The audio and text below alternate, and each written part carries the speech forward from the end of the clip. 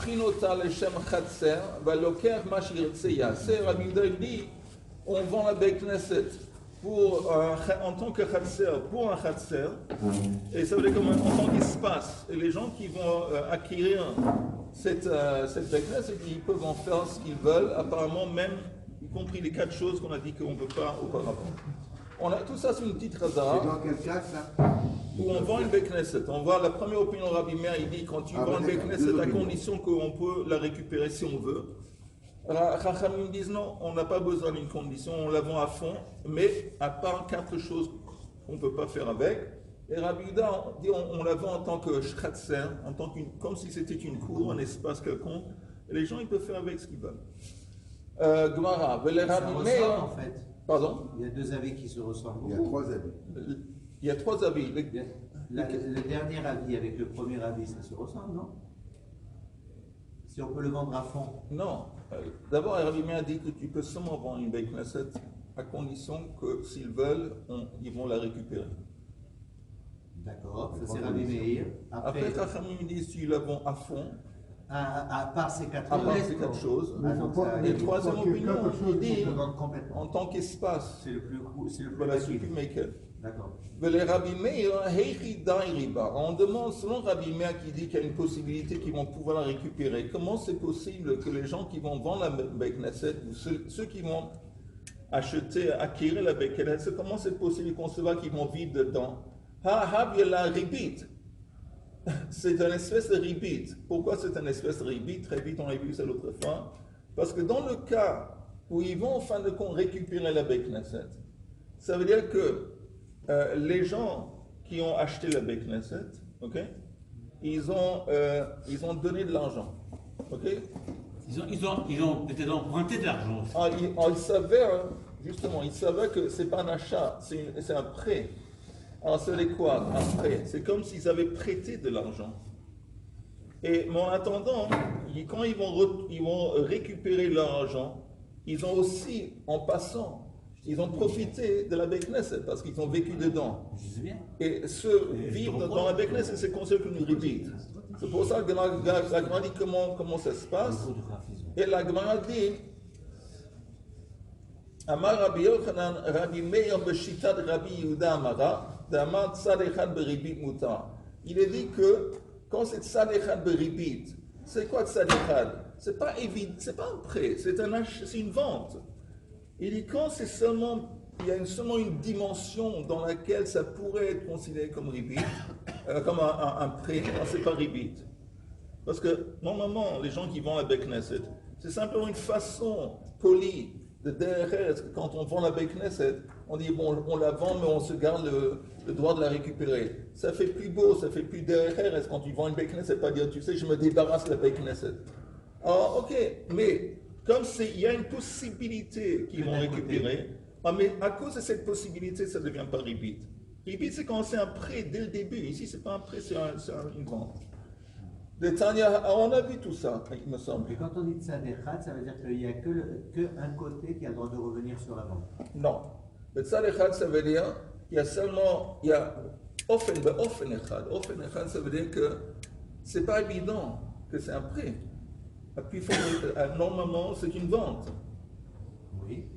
Alors, comme c'est normalement une vente, et seulement dans un cas où il décide théoriquement de récupérer, ça devient un prêt. Ça s'appelle offen echad. C'est qu'il dans un scénario. Dans un scénario, ça pourrait être. Oui, dans un cas de figure, ça pourrait être un prêt. Alors, lui, il dit que quand on parle de ribit, quand on est dans un cas de figure. C'est quand les 4 rilas, c'est un prêt.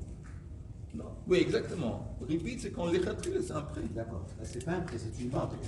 C'est un achat qui a un potentiel de devenir un prêt. Ok. Je veux sauter parce que. Baruch haba, monsieur Fablon. Je veux sauter. Oh! Comment tu vas? Je tourne de bas.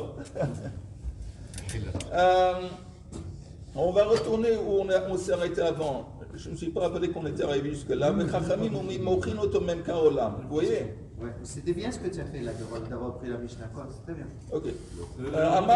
Alors je descends 6 lignes. Les 2 petits points, juste avant la dernière. Amar Rabbi Yehuda Amar Shmuel. Mutar la Adam lashtin maim Betor Daled Amot Shel Tfila. Il enseigne que ce serait permis d'uriner dans les 4 amotes de l'espace dans lequel une personne a prié. Quelqu'un, il est... Au-delà des 4 amotes. Non, dans les 4 amotes. Quelqu'un, il est dans les champs, il s'est promené, et bon, il a uriné. Alors après qu'il a uriné, il a décidé, il faut préciser que après qu'il a prié dans les champs, il a décidé d'uriner dans le même endroit où il a prié. Il faut qu'il s'éloigne de 4 amots. Non, dans les 4 amotes. Il a le droit d'uriner dans l'espace, dans les 4 amotes dans lequel il a prié. Pas bien. Pourquoi c'est pas bien, René? J'ai prié dans l'endroit, on a toujours dit. Il a fini de prier. Déjà pour Il a fini de prier. Les 4 laïcs tout à l'heure. Il a fini de prier. Non, mais c'est le même lien que le Arsenal, en fait. À ce moment, la douche, elle s'est enlevée, c'est Il a fait- Alors, il a et si quelqu'un d'autre quelqu'un d'autre peut venir prier à ce moment-là, au même endroit? Bah, non. Alors, une fois qu'il y a du pipi par terre, il y a d'autres halakhot qui veut dire qu'on doit attendre que le liquide va être absorbé dans la terre. Il y a d'autres choses. Nous, on parle. Est-ce que quelqu'un, il a prié dans un endroit? Alors, une fois qu'il a fini de prier, l'endroit ne devient pas consacré parce qu'il a prié là-bas. Ça redevient comme Yoel a dit, comme Har Sinai, le Havdil. Quand Akadosh Baruch Hu, il s'est manifesté et dévoilé à Har Sinai, c'est devenu Kadosh au point où même un animal qui touche, il meurt sur le coup. Une fois que c'était fini, on pouvait faire, comment on dit, les troupeaux, ils pouvaient monter, et c'est redevenu une montagne comme toute autre montagne. À plus forte raison, ça c'est après Har Sinai. À plus forte raison, quelqu'un qui prie dans un endroit, l'endroit il ne devient pas consacré. Amar Rabbi Yosef, Mike Mashmelan, qu'est-ce que tu viens de nous enseigner avec ça? Tanina, on nous a déjà enseigné ça dans une braïta. Rabbi Yehuda Omer, Mochinota leshum chatser, velokeach ma shirtse yaase. Dans notre Mishnah, on a dit que Rabbi Yehuda, il dit on peut vendre une Beit Knesset en tant que cour, et ça veut dire en tant qu'espace. Une fois que la personne achète la Beit Knesset, il peut en faire ce qu'il veut. On avait dit même apparemment en urinoir. Va filum Rabbanan, et même Rabbanan qui ont précisé qu'il y a des choses qu'on ne peut pas faire. Loka amri ala Beit Knesset de kavia kiddushete. Même Rabbanan qui disent que la Beit Knesset, une fois qu'elle est vendue, elle peut seulement elle peut pas être utilisée pour les 4 choses qui ont été listées dans la Mishnah. C'est seulement parce qu'on parle d'une Beit Knesset. Parce que comme la Gemara dit, la Beit Knesset, elle a, comme c'est écrit, de kfia kedushate. Elle a une kedusha qui est kavua. C'est quoi kavua? Tout le temps permanent. Permanent. C'est différent. Aval daled amot de lo kavia kedushatayu lo. Les 4 amot dans lesquels une personne a prié quelque part dans les champs, il n'y a pas de kedusha permanente. Donc ils disent, même Rabbanan qui disent, on ne peut pas utiliser l'espace de la Beit Knesset après qu'elle a été acquise ou vendue pour faire n'importe quoi. Mais ils disent ça parce que on parle d'une kedusha qui était permanente. Une Beit Knesset, c'est une kedusha permanente. Maintenant, quelqu'un qui prie quelque part, il y a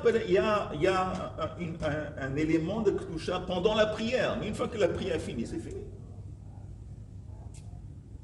Aval daled amot de lo kavia kedushatayu lo. Tanei Tana Kame de Rav Nachman. Amitpalel Machik Daled Amot Ve Mashtim. Quelqu'un qui prie, selon lui, c'est pas ce qu'on a vu avant, il doit s'éloigner après 4 amot pour uriner. Il est contre l'opinion qu'on vient de voir. Va Mashtim, et celui qui va uriner, Machik Daled Amot Ve Mitpalel. Après, il doit s'éloigner 4 amot de l'endroit où il a uriné pour prier. Amar le pishlama hamashtin machik daled amot mitpalel. Je comprends que celui après qu'il a uriné, il doit s'éloigner 4 amot pour prier. Ça, je comprends. Pourquoi? Tanina, on a déjà enseigné cet enseignement dans une braïta. Kamar yachik mehen uminatsoa daled amot. On avait dit que si quelqu'un va uriner ou qu'il va faire gdolim, alors il doit s'éloigner au moins 4 amot pour pouvoir prier. Il dit, bon, ça je comprends, et c'est déjà un enseignement qu'on a appris auparavant. Dans Brachot. Ken, nachon. Et là, Palel. Attends une seconde. Elle a Amitpalel, Machik, Daladamot de Mashtin. L'Amali. Il dit, mais je ne comprends pas l'enseignement qui dit que celui qui a prié, après qu'il a fini de prier, il doit s'éloigner 4 amot pour uriner. Ça, je ne comprends pas. Alors, si c'est comme ça, qui dashtinhu le chulehu shevile de Neharder.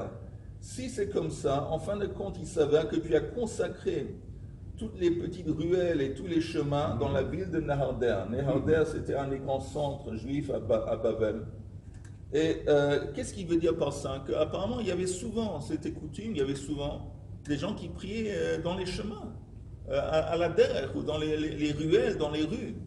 Alors, si tu dis que tu attaches une kedusha à l'endroit où quelqu'un a prié, c'est-à-dire que tu es en train de consacrer, de rendre kadosh toutes les rues et les ruelles de Nardé, et ça c'est inconcevable. La question c'est, est-ce que la douche elle s'arrête au moment où la tefila est terminée, ou encore Des résidus. des résidus? Alors lui, si lui il dit C'est qui lui? que c'est, comment il s'appelle? Tana Kamid Rav Nachman.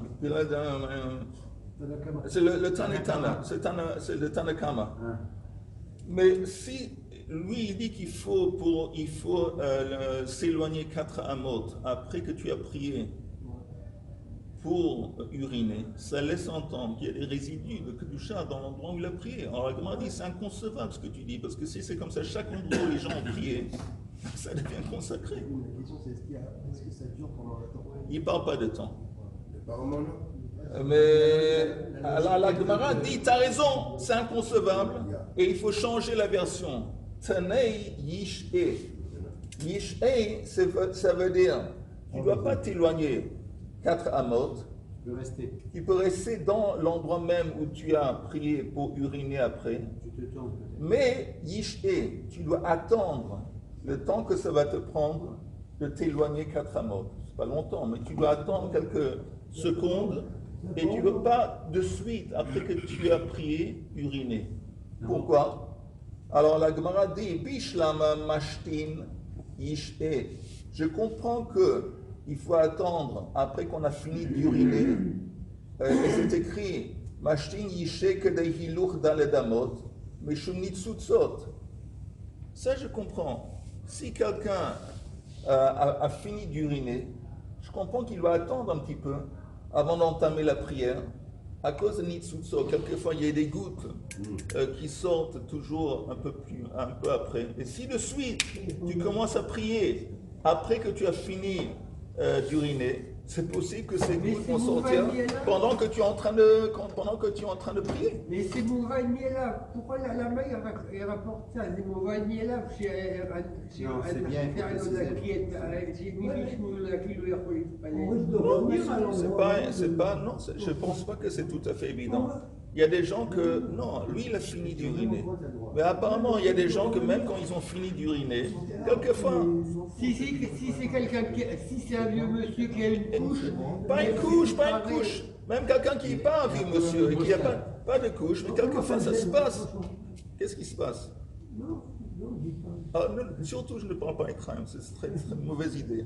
Mais si quelqu'un il a fini d'uriner, ça se passe quelquefois qu'il y a des gouttes qui sortent un peu plus quelques secondes plus tard. Il dit si tu entends tout de suite la tefila, théoriquement, après que tu as fini d'uriner, c'est pas une bonne idée, c'est pas bien. Ça, je comprends. Mais la mitpalel, cliché, mais on te dit qu'il faut attendre après la prière pour uriner, que des ilour dans les damot, la mali. Pourquoi? Moi, ça me gênerait. Ça te gênerait de faire quoi? Depuis le faire pipi à l'endroit où j'ai prié. Pourquoi?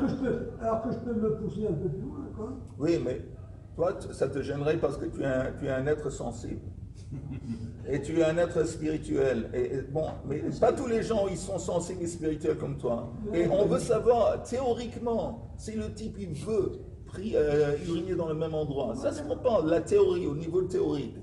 Mais la Mais il n'y a Gemara pas dit, une mémoire. attends une seconde, juste finir ce truc, on demande si quelqu'un, quel est l'intérêt d'attendre un petit peu après la prière pour pouvoir uriner. Pourquoi? Je comprends dans le sens inverse, qu'après uriner, il faut attendre un petit peu avant de prier. Mais pourquoi après prier, il faut attendre avant d'uriner? Dans les damot, pourquoi? Amar Rav Ashi, shekol dans les damot, tfilato stura befiv, verachushe meachashana sif batei. Il dit quelque chose d'intéressant parce qu'il dit, les quelques secondes que ça te prend de te déplacer 4 amot, il y a toujours la tfila, c'est un petit peu comme une machine. Une machine. Ça prend un peu de temps d'arrêter. Alors les gens, il y a des comme ça, ils récitent des versets, ils récitent des prières, et quelquefois ça continue. Même après que tu as fini de prier, ça continue. C'est comme une machine, juste que ça s'arrête, ça prend quelques secondes. Et c'est possible qu'il est toujours en train de dire, lui-même il n'est même pas, c'est comme un automate, en hauteur.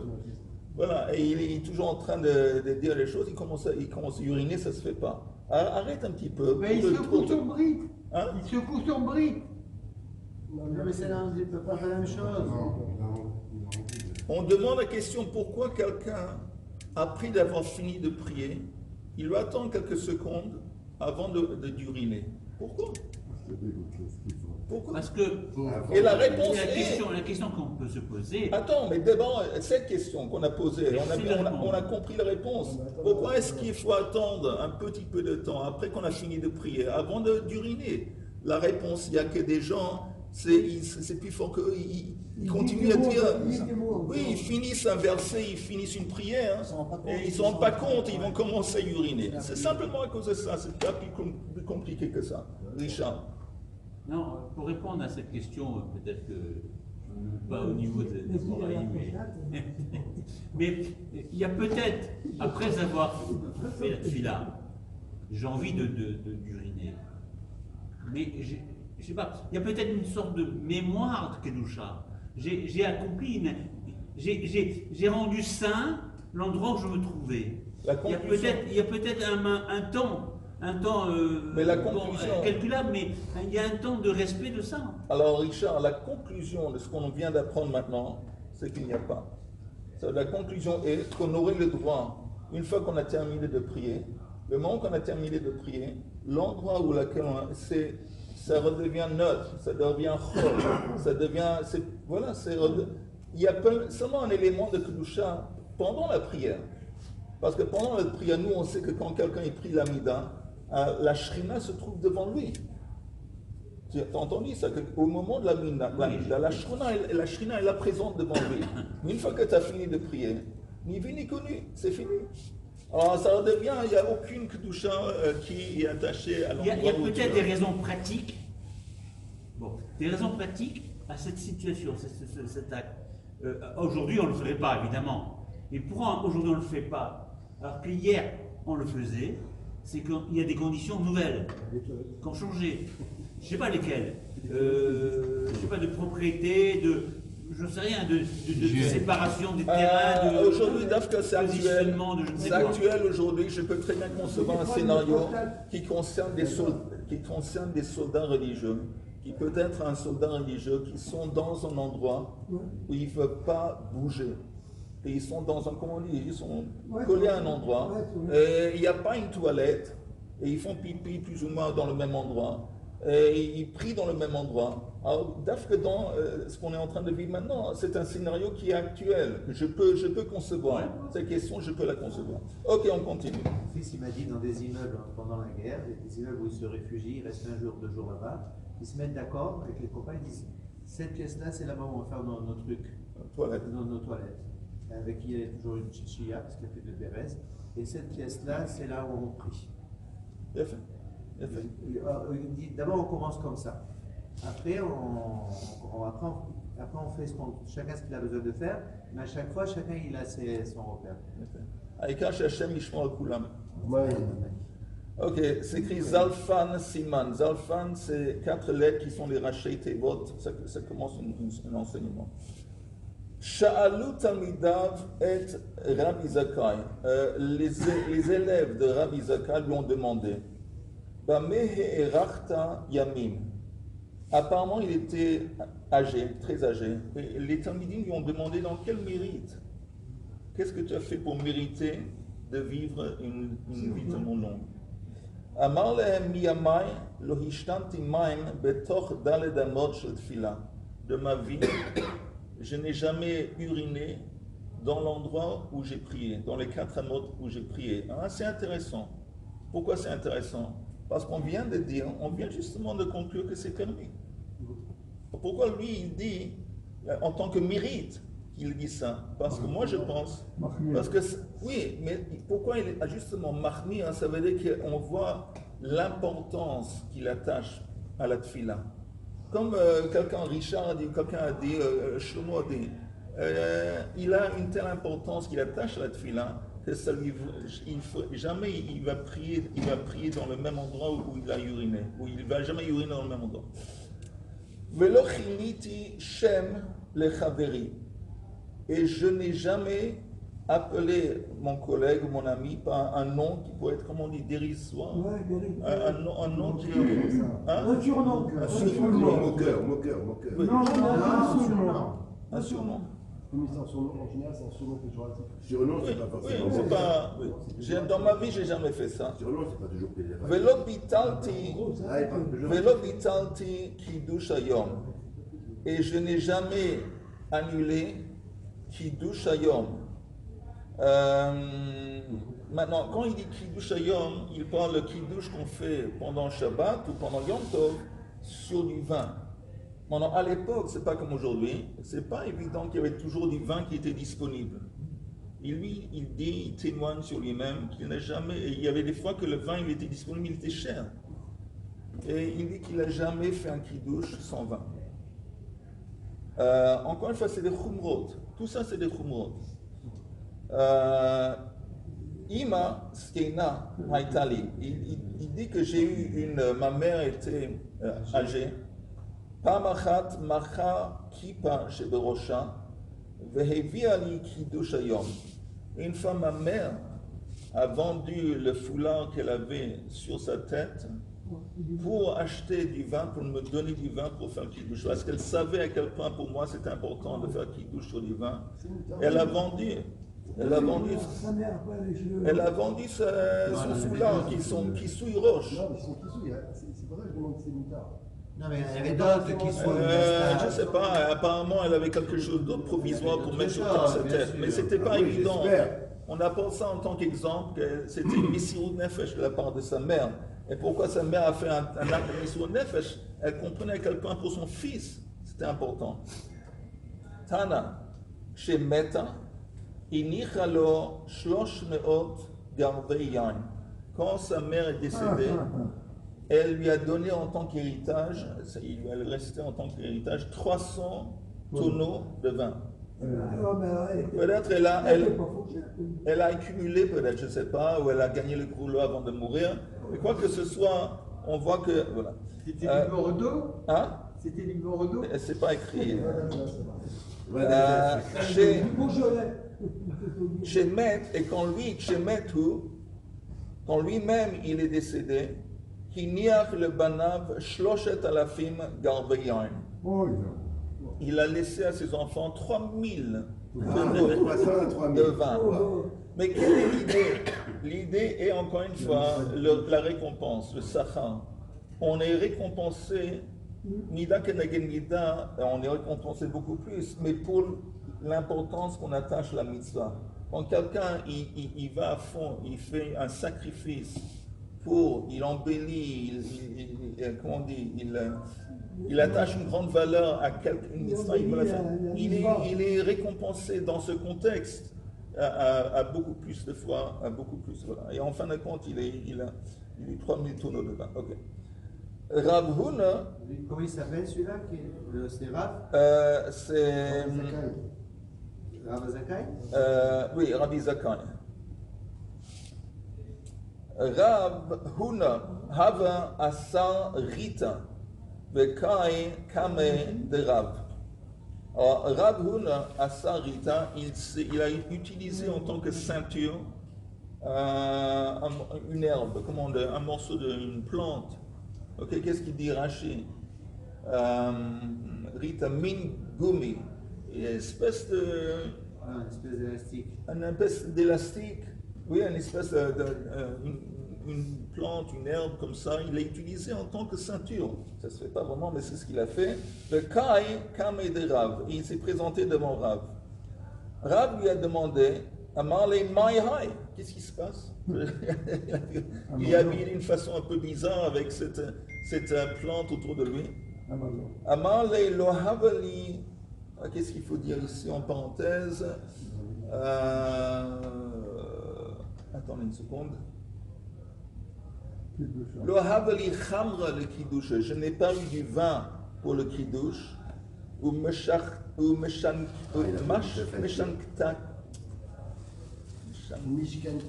Mishkantiha lehimyanai, et j'ai, en fin de compte, je donnais en tant que gage ma ceinture pour recevoir de l'argent pour acheter du vin pour le kiddush. Alors, Rav était tellement ému par le sacrifice qu'il a fait, il lui a dit Amale yira ava de titom beshirai, que ça soit la volonté d'Hachem, que tu vas être recouvert de soie. Parce qu'apparemment la ceinture, une ceinture de classe, c'était une ceinture faite de soie. Et il lui dit, tu sais, que ça soit, Bezrat Hashem, tu vas être recouvert de, elle, tu entends, tu vas être recouvert de soie. Qui ikalal Rabba, Beré de Ravuna, plus tard, beaucoup d'années plus tard, Rabba qui était le fils de Ravuna qui a reçu cette bracha.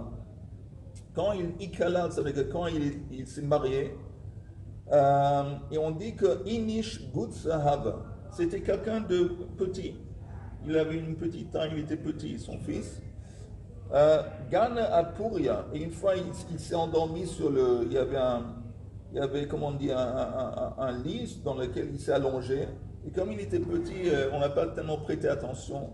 Atian Benatei Kalatei, et les filles de Ravuna, et les belles filles de Ravuna sont venues au mariage, pendant le Sheva Bachot, Shalchan Veshadyan Manayu. Ils ont jeté et posé leur manayu, leurs habits, sans prêter attention, sur le khatan qui était allongé, qui s'est reposé sur un truc. Maintenant, il allait. Ad itom beshirai, jusqu'au.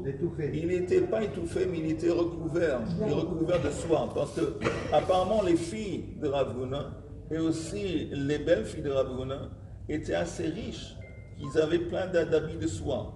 On voit que la bracha que Rav a donnée s'est actualisée. Shama Rav, et quand Rav a entendu cette histoire, il était pas fâché, mais il a pris à cœur. Il a dit à qui c'était?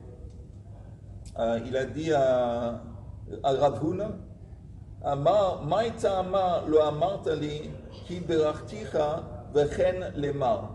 Il t'aurait dû, quand je t'ai donné la bracha, pourquoi tu n'as pas dit vechen lemar?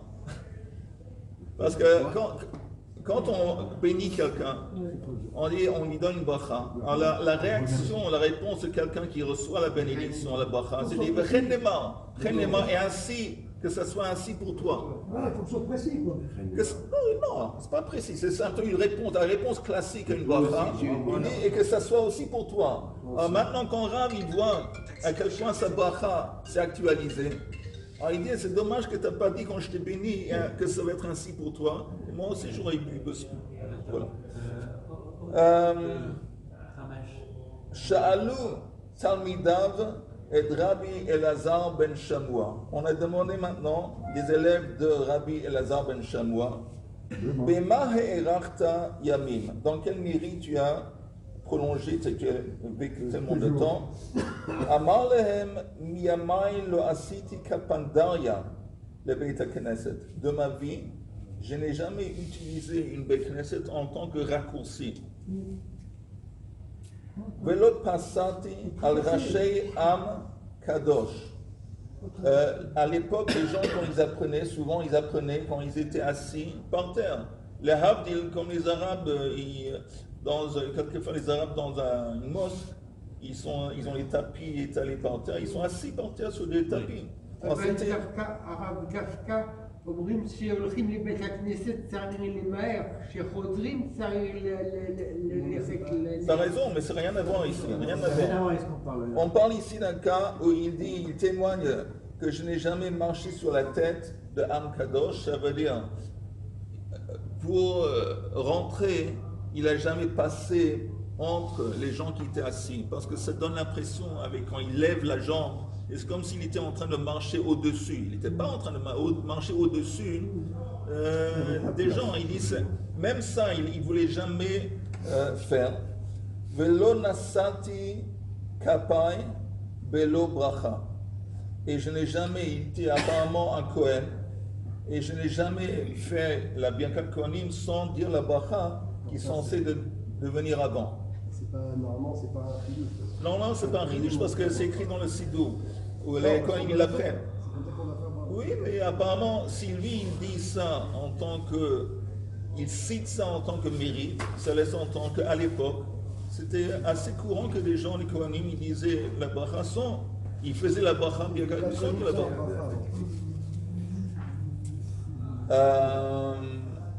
Ok.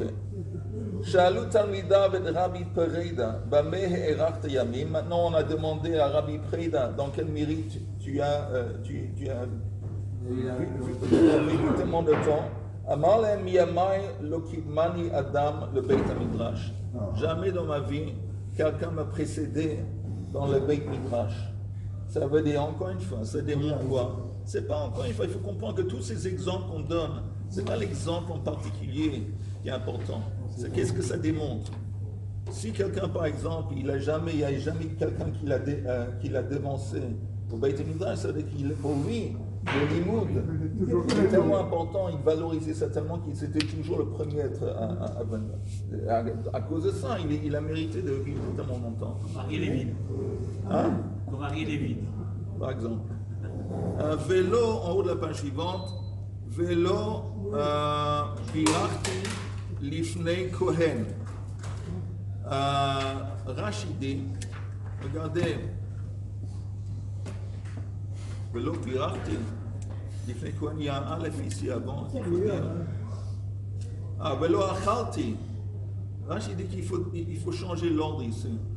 Pas Rachid, je m'excuse de la Gemara. Il faut dire Velo achalti mi behema shelo hurmu matnotea Velo biarti lifnei kohen. Ça veut dire, vous savez, chaque bête, pas une offrande, une bête normale, il y a des éléments de la bête qui appartiennent au Kohen, qu'on ne peut pas manger. Quels sont les éléments? Rachid le dit en haut de la page, matnotea, les cadeaux qu'on est censé extraire de la bête et donner au Kohen. Rachid dit Hazroa, je pense que c'est la jambe droite, Alechayim, les joues, Ve Hakeiva, l'estomac. Ça, c'est les matanot keuna d'une bête. Alors lui, il dit je n'ai jamais mangé d'un animal avant qu'on a extrait, avant qu'on a prélevé ces cadeaux qui sont destinés au Kohen. Maintenant, pourquoi il dit ça? Vous entendez? Il y a une différence entre la récolte qui est dont on n'a pas extrait, on n'a pas prélevé Trumot Masrot. Vous entendez? La récolte de blé ou de fruits duquel on n'a pas extrait encore Trumot ou Masrot, ça s'appelle Tevel. On n'a pas le droit de manger quoi que ce soit. Ici, c'est différent. Ici, dans l'ensemble de l'animal, il y a des morceaux qui sont destinés au Kohen.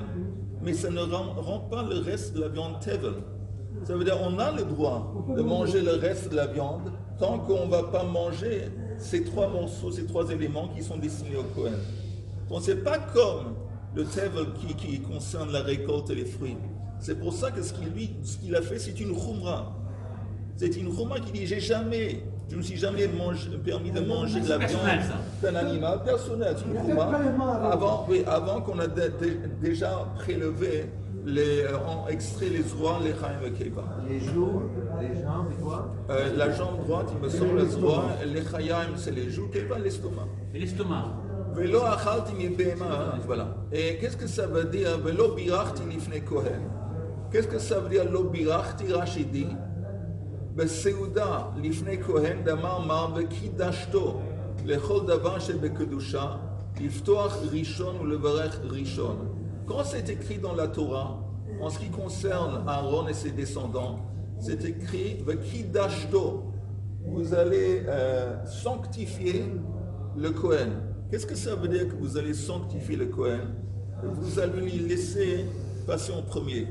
En ce qui concerne les brachot, c'est toujours lui qui va faire la bracha d'abord. Alors, lui, il dit sur lui-même, il témoigne que je n'ai jamais, disons, il y a un zimoun à la fin d'un repas, et s'il y avait à la table, il y avait un Kohen, et lui aussi il était là, il n'a jamais dit lui le zimoun avant le Kohen, il a toujours honoré le Kohen avant lui. Ok? Alors la Gemara s'étonne, et là on finit. Attends une seconde. D'abord on dit, je répète, lo biarti lifnei kohen velo achalti mi behema shelo hurmu matnotea. D'amar Rabbi Yitzchak amar Rabbi Yochanan asur לאכול מבהמה שלא הורמו מתנותיה.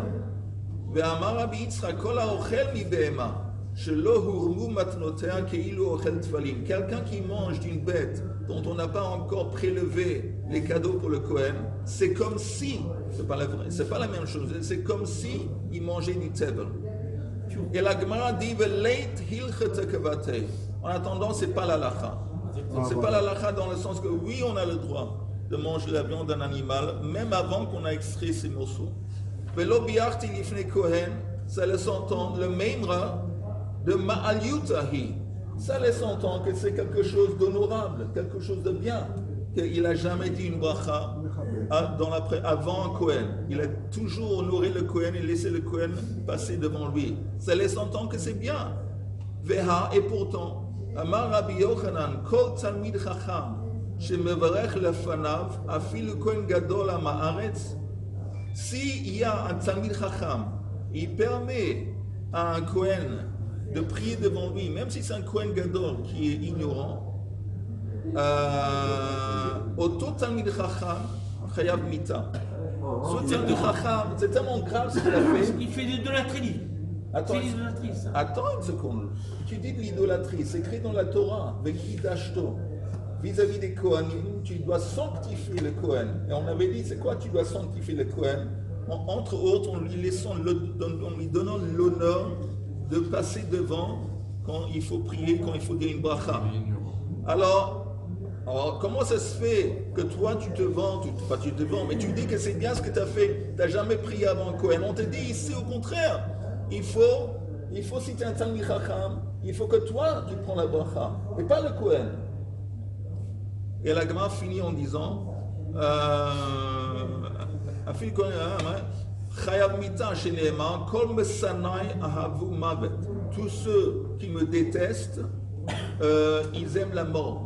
Altikre mesanai, elle a masniai. Ne lis pas mesanai, elle a masniai.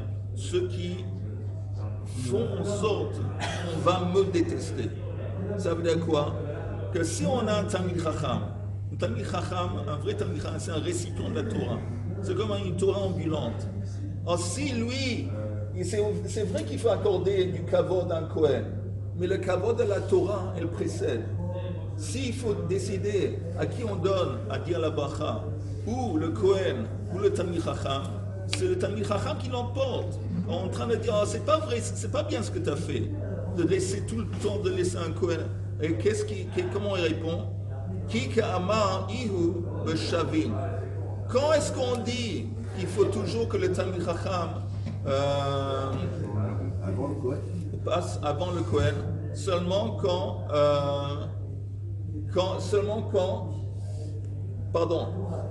quand le Talmid Chacham il a un niveau plus élevé de Torah que le Kohen. Mais si le Kohen est aussi un Talmid Chacham, il ne doit pas être au même niveau. Mais c'est quelqu'un aussi qui apprend la Torah. Alors là, on donne l'honneur au Kohen. Alors quand il est en train de dire que j'ai accordé toujours, j'ai prêté attention de toujours donner du kavod, précédence à un Kohen, on parle d'un Kohen qui était aussi un Talmid Chacham. Parce que si ce n'était pas le cas, au contraire, c'est le Talmid Chacham qui doit passer avant. Oui. J'ai une question. Souvent, le Kohen, il y a un seul Kohen dans le Beth Knesset qui monte Yom Sheni, Yom Hamishi et Shabbat à Mincha. Et des fois, il sort pour qu'il n'y ait pas de Kohen, pour qu'il y ait trois Je pense pas. Mais je suis pas. Il faut demander au rabbin orthodoxe du quartier. Non, mais je pense pas que c'est. Non, je veux dire, si il est là, il n'y a aucun intérêt qui va sortir. Pourquoi faire? Pour donner aux autres. Il est là, c'est un Kohen. Alors, c'est lui qui passe le grand. Messieurs, bonne journée.